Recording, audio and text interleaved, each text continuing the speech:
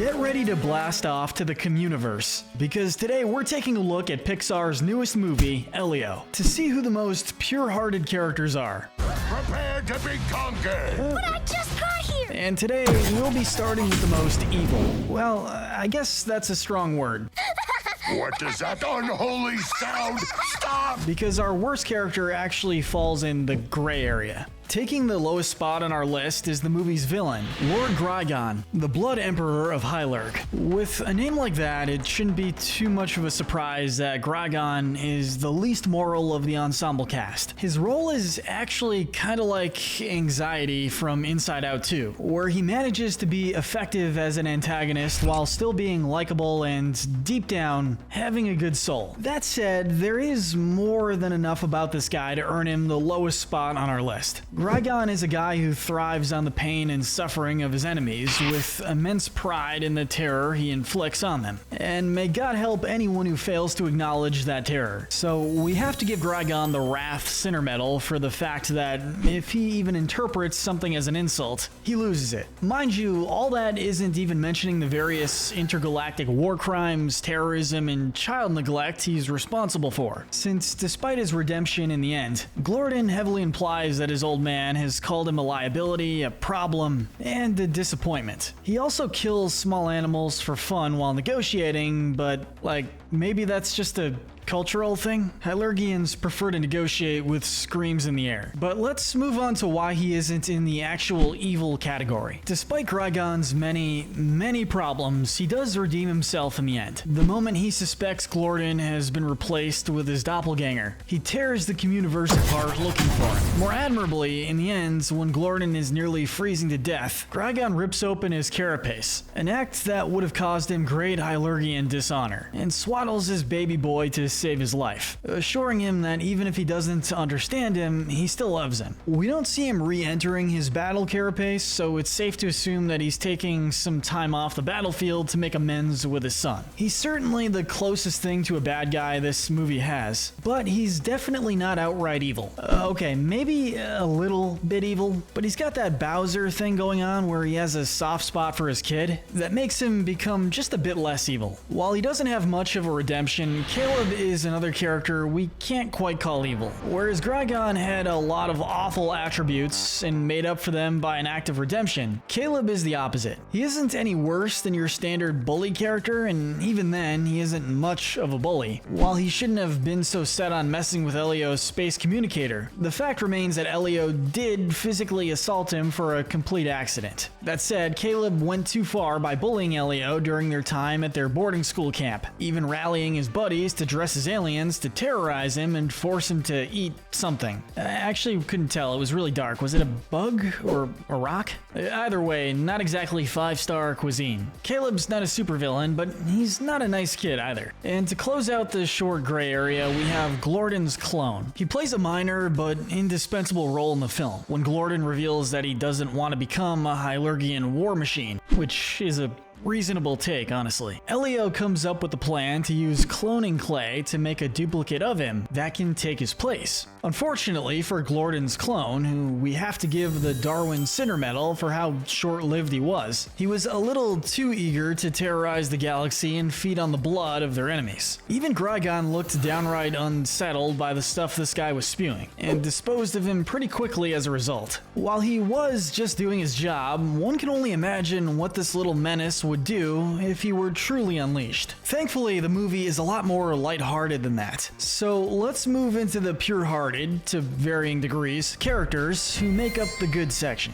And first up, we have the Universal User's Manual. For a character featured prominently in the trailers, it doesn't do much. Essentially, it acts as a cosmic Google search that knows everything from the meaning of life to who would win hypothetical fights to how to negotiate with intergalactic warlords. It gets the Pride Sinner Medal for its understandable pride in what it knows, often being frustrated at its users' lack of interest in the meaning of life, which, I mean, come on, there are more important questions to ask, like why the ghosts in Pac-Man hate him so much. Next is Elio's first human friend, Bryce. Despite being introduced alongside Caleb, Bryce is a much more nuanced character. Even though he was rightfully mad at Elio for assaulting his friend and getting the three in trouble, he still showed concern for Elio and didn't want to hurt him. While he went along with Caleb's plan to scare him at camp, he made sure repeatedly that they weren't planning to hurt ELIO. And when Caleb was about to punch him, Bryce tried to intervene. Later on, he apologized and helped save ELIO and Olga from dangerous space debris on their way back to the Communiverse. And for anyone who may have missed it, the mid-credits scene revealed that he and ELIO became friends for real afterwards. So needless to say, he definitely redeemed himself. Mr. Melmac is a guy who didn't need redemption so much as he needed validation. And sure, the guy was pretty manic, and there's the tiny detail that he was willing to risk electrical fires and potential satellite damage just to maybe talk to aliens. A pretty crazy risk, but it's pretty much made up for by the fact that he was right all along. Like Bryce, he also earned some hero points for helping save ELIO and Olga in the third act, which earns him a favorable spot on our list. And now we get to the main character himself, ELIO, a little boy whose life is 90% conflict and 10% attempts to be abducted by space aliens. It's not hard to see why ELIO is a bit of a social outcast. It's hard to blame him for how eccentric he is, especially given his grief over the loss of his parents. It's not easy for a kid so young to adapt to an entirely new parental figure, much less grappling with the loss of his parents. ELIO just wants to go somewhere he feels wanted for who he is. His loneliness does lead him to get others in a lot of trouble though, from nearly destroying his aunt's workplace and her career, to lying to multiple galaxies about his status as Earth's leader. ELIO can definitely make a mess of things, but he's also deeply caring and sympathetic. He helps Glorden get the courage to tell his dad he doesn't want to be a war machine, and once he gains a better understanding of Olga, he finally accepts her as family for real. That's not to mention him risking his life to negotiate with Kristijan, and later flying across the galaxy to save his new alien BFF. His worst moments all come from him being a naive, impulsive child, but his best ones really point out just how good of a kid he is. Next, we have a dual entry for Helix and Tegman, two of the three ambassadors who meet ELIO upon his arrival at the Communiverse. We rank these two together because they don't really do much beyond politely welcoming ELIO to the Communiverse, showing him around, and eventually helping him stop Commander Kristijan from waging war. But while they're both good guys, we have to give Questa a little bit more credit. She's a bit overly curious, trying to read ELIO's mind from the moment she meets him, but to be fair, her name literally means one who seeks. So again, cultural differences. Ironically, her curiosity was used for good when she was forced to read ELIO's mind and find out the truth that he was lying. Even after all this, when Kristijan attacked and captured the other ambassadors, she still protected him from and bought him time to escape to Earth. Once ELIO came back to save the day, she and the other ambassadors offered him membership among them, showing a sense of both justice and honor. There's one more lady from this movie who impressed us more though, and it's none other than Tia Olga. It's cathartic how, after Lilo and Stitch live-action remake absolutely butchered the Ohana means family message, Olga came in clutch to embody it again. She's not perfect and sometimes struggles to accept ELIO for who he is, but we see amazing growth from her throughout the movie. It's already admirable to be a military orbital analyst who's basically helping protect the planet from potential debris,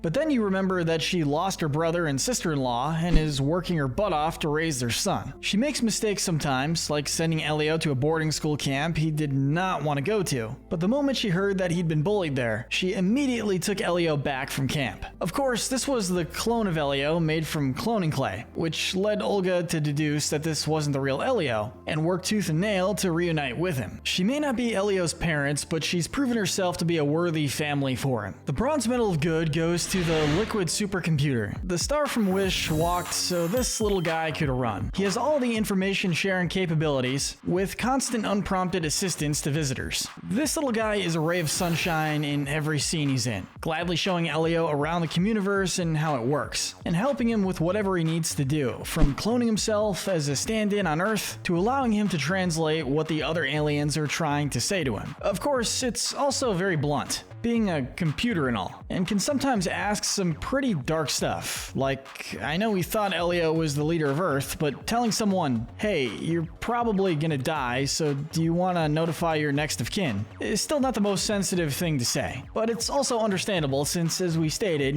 it is a supercomputer. Taking the silver medal of good is the newest addition to the Pixar sidekick lineup, Glorden. Don't let his Metroid boss-esque appearance fool you. Glorden is just a big puppy in a big alien worm dude's body. His literal first act on screen is to swaddle Elio in silk because he thought he was scared, which, to be fair, he was totally right about. Glorden is one of those pure souls who will just do literally anything to help the people around him, including Elio, who he literally just met. He was willing to be used as a bargaining chip to stop his dad from attacking the Communiverse.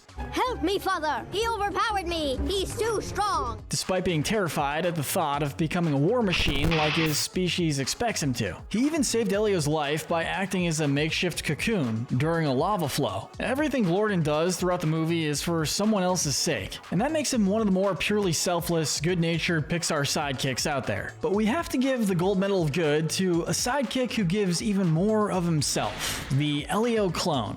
But first, this video is brought to you by WickedBinge channel memberships. You can gain access to our videos early before anyone else, plus get members-only emojis and loyalty badges by supporting the channel through a membership. I know. Technically, Elio's clone was just doing what he was told by acting normal in Elio's place. But honestly, he just nails it so well that we couldn't place him anywhere but the top. He's an absolute saint to his aunts, from making dinner for her to doing her dishes. And when he's exposed, he politely explains himself and why he's there, helping Olga track down the real Elio. Once they're reunited, the clone prepares to decompose and offers the pair to use his remains as fertilizer. But when they ask him for one more favor, he becomes a distraction so Olga and Elio can break into Olga's workplace. Without this moment of self-sacrifice, Elio and Olga wouldn't have been able to save Glorden and potentially the entire universe. And Elio's clone did all of this while asking for literally nothing in return. And that earns him a very big final act thumbs up and our gold medal of good.